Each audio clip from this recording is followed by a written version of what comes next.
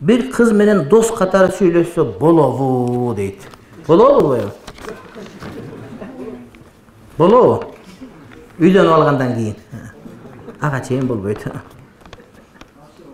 Вообще болбойт. Жок, вообще болот, үйлөнгөндөн боло берет. Досуң да, ошо аялың досуң да эле болот да. Сүйлөшөсүң. Вообще болбойт деген жок. Менин суроом, мен, келинчегим, жеңем жана жеңемдин 3 баласы болуп жашайбыз. Байкем каза болуп калган. Мен 40 күнгө дааватка кандай тартип менен чыксам болот? Аялы күйөөсүнүн чачын алса болобу, бозуйса болобу?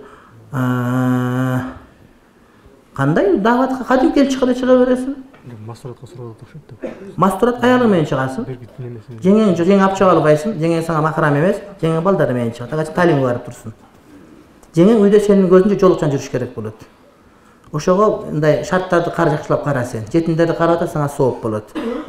Аялы күйөөсү чачын алып берсе болот. Чач кандай башына колун тийгизсе таң кала берем. Кармабаган жерде калбайт жөнүндө. Анан чачалган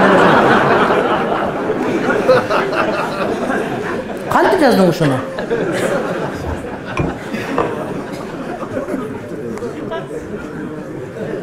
Аялы менен кошуна багымдатта таям алып намаз окусап, аялы менен кошулуп багымдатта таям алып.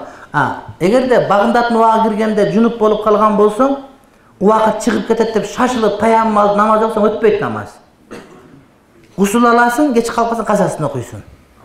Түшүнүктүүбү? Убакыт азы калып калса шылтоо кылып таям кылып туруп намаз окусаң өтпөйт. Анткени шарт бар сенде. Шарт жок болгон адам кандай? Муздак суу бар, ысык суу жок, üşсөң ооруп кала турган болосуң, мисалы үчүн, ошондо аны таям кылсаң кандай бир жөн. Бирок таямга шартың болуп туруп таям алсаң, ал өтпөйт. Убакыт чыгып кетет. Чыгып кетсе эртең турбайсың, эмне кылып жүрөсүң?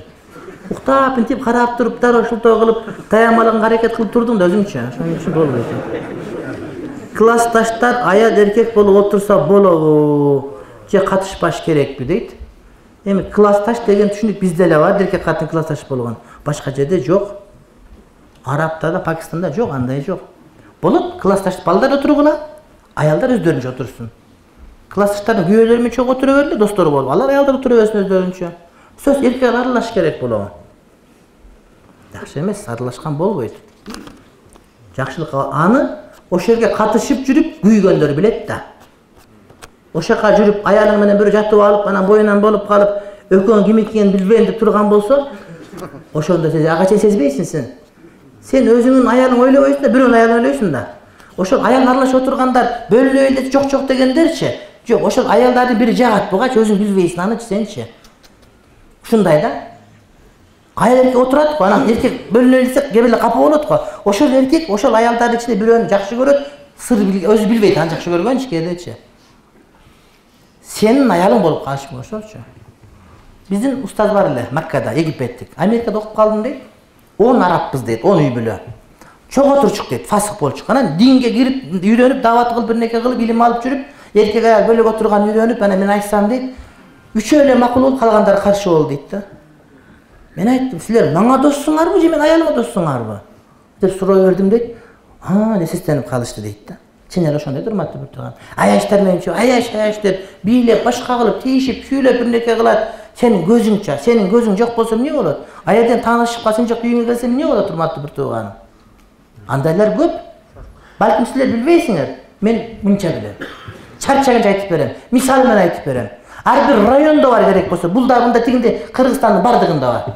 Ар бир айылдан чыгат керек болсо ошентип, досу менен, классташ, аяшы менен кошулуп ана бир нерсе болуп калган, бир нерсе болгондо санап берем. Бирок аманат болгончо айтпайм, урматтуу bir тууганым. Аны баарын билесиң.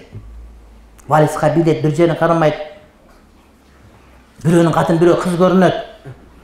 Бирөөнүн эркеги бирөө алпамыш көрүнөт, эмелечи? Өзү путу сасып бир алпамыш көрүнө берет, бугачы, деп тууган. Болбойт ал нерсе.